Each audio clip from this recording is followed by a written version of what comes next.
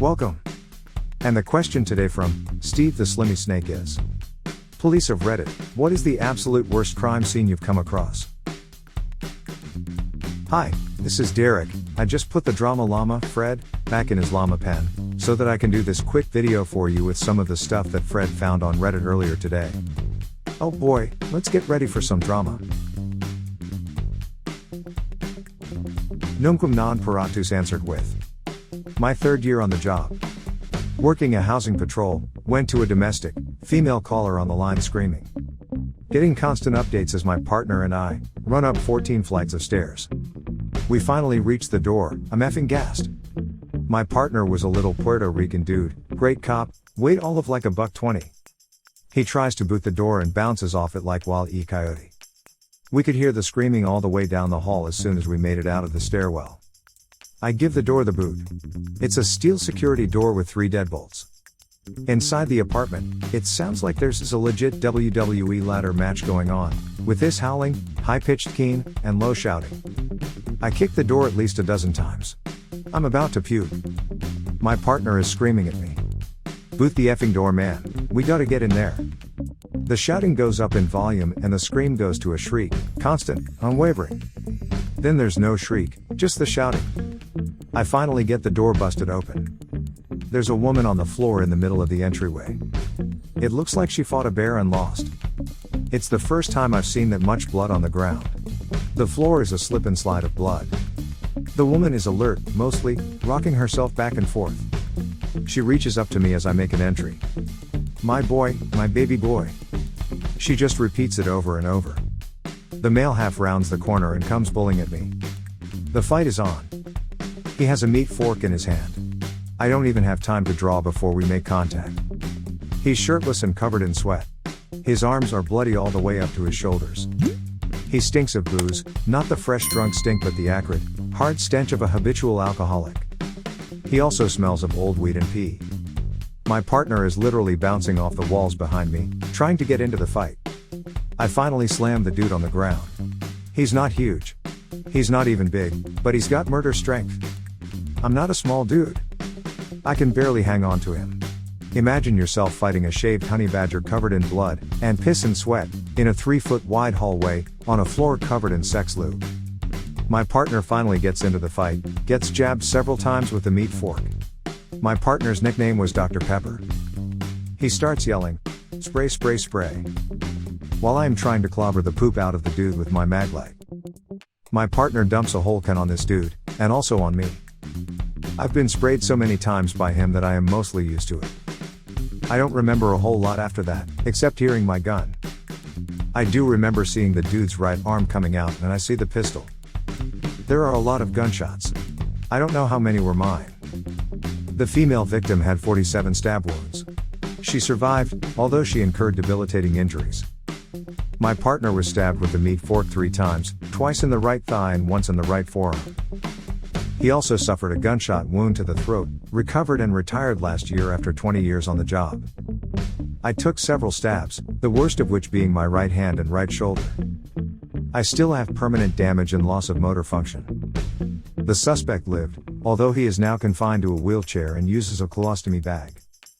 The 4-year-old boy who was thrown out of the window while I was trying to kick the door down didn't survive. I'm still on the street. This incident was the first of the worst. I dream about them every night. Edited. I get caught up in reliving the event. As the images translate themselves to words and my brain works faster than my fingers, resulting in errors that I, also being a writer of some poor renown, cannot allow to remain. Thus meat fork has been edited to meat fork, to wit, a large, 2-pronged fork utilized to serve roasts and turkey. Or to stab people with. Edit number 2. There have been a lot of Monday morning quarterbacks and they have all been right. I was still relatively new, despite the fact of working in a large, busy agency. The standards of police training at the time could best be described as either laughable or what the actual F. We should have gone in guns out, ready to do work. We didn't. I was immediately in a lethal force encounter with a clear risk of death or great bodily harm to myself or others. My brain hadn't made that gear change. I was still in a wrestling match. Shooting bad guys at the time was very seriously discouraged. It wasn't until I saw the gun that I realized I was in a no poop I could die scenario. I was trapped in the mindset of trying to gain compliance against a smaller, albeit armed, and determined opponent. It didn't occur to me that I or my partner could be killed. I wasn't physically aware of my injuries until the conclusion of the incident. Prior to that incident, I'd been involved in several encounters with subjects possessing either blunt or edged weapons, and our standard response, despite all the hue and cry over the tool or rule, was rush in, dogpile, wallop the crap out of, cuff, stuff in the wagon, and then go for waffles. A former colleague and very well-regarded instructor put it thus: learning occurs only after repeated, demoralizing failures. This is obviously horrible. But Dr. Pepper is a fantastic nickname for a spray-happy cop. I really needed that laugh in this story. Good God, this sounds like it's out of a movie. Holden McGroin answered with, I know a guy who was a jail guard, and he also worked in TBS, Dutch equivalent of jail for people with severe mental health problems. There was this schizophrenic guy who was convinced he was a dog. Now that might just sound sad and pathetic, but the guy actually bit someone in the throat and shredded his jugular. He tried to do it in jail as well. And he now has to wear a muzzle 24/7. Split Your Infinities answered with, Danish cop here. Some years ago a coked-up driver hit a woman in central Copenhagen. She was hit with about 120 km/h while crossing the street with her boyfriend in hand. Her body flew about 100 meters down the street. On second thought, I have removed parts of the description out of courtesy. When the first patrol car arrived at the place of impact, the boyfriend was sitting beside the body and caressing her head. They had to be 3 officers to pull him away from the woman. The driver was a well-known man that had done something close to this before. 2 underage Danish girls was in the back seat of the car he hit her with. I ended up in a fight with one of them, cause she wouldn't stop phoning different people, while we still were chasing the driver in the area around the car. Oh, and he could have killed about 10 people. About 20 seconds before he hit her, he drove through a red light at the busiest pedestrian crossing in Denmark. It was about 01:00 on a Saturday night, and it was the night the Christmas beer was released. He got a sentence of 4 years and 6 months. The longest sentence in Danish history for a hit and run. Prisoners in Denmark only serve 3/4 of the sentence.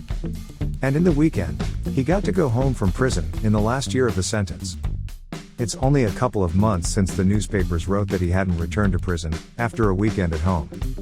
That's the lenient Danish prison system for you. Officer Ken answered with, an older coworker told me this one.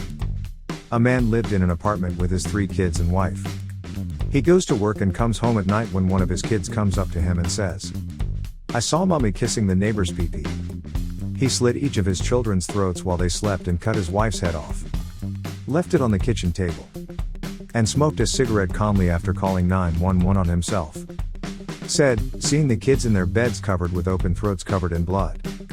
F him up for a long time. Ami88A answered with, it wasn't all I ever saw, but certainly the worst. My career was effectively ended by a lady that got hit by a car.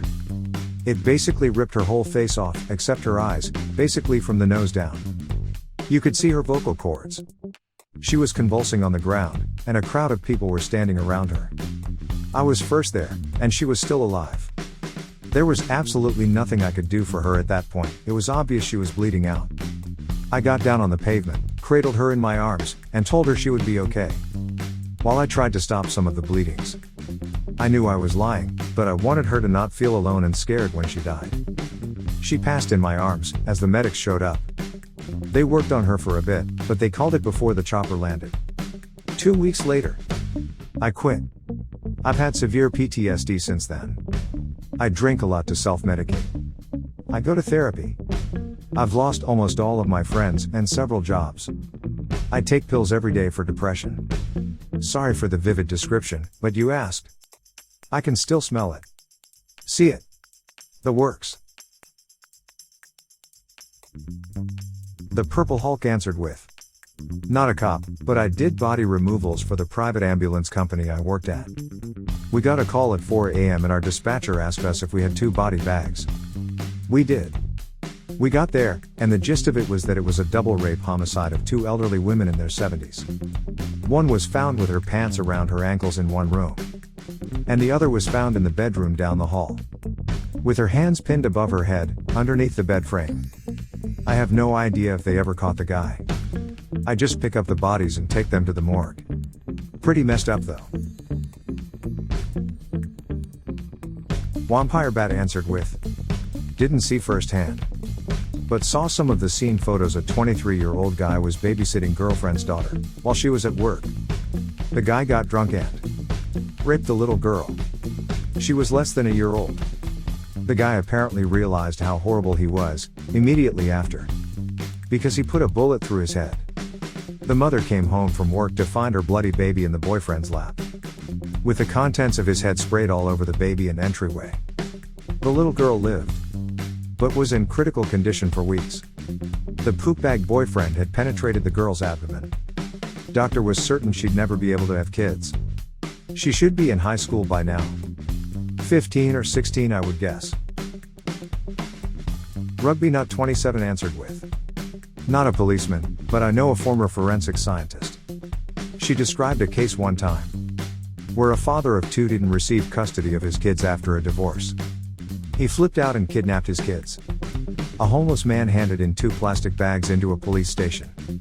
A few days later, of body parts that had been cut up. She had to reassemble the kids' bodies so they could be identified."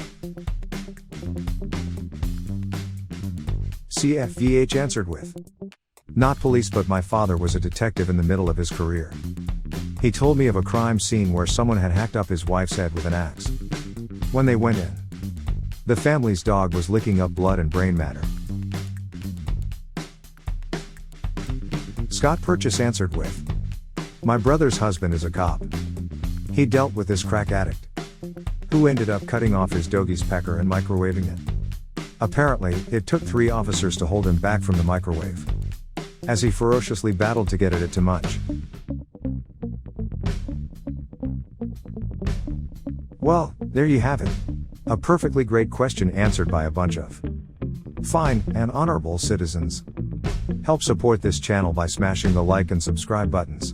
And hit that silly little bell as well to ensure you get the latest videos as they come out. Fred is always finding stuff for me to post regularly. So this is Derek signing off. Thanks for watching.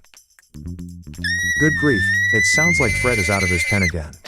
I think he found more drama for me to share with you. See you soon.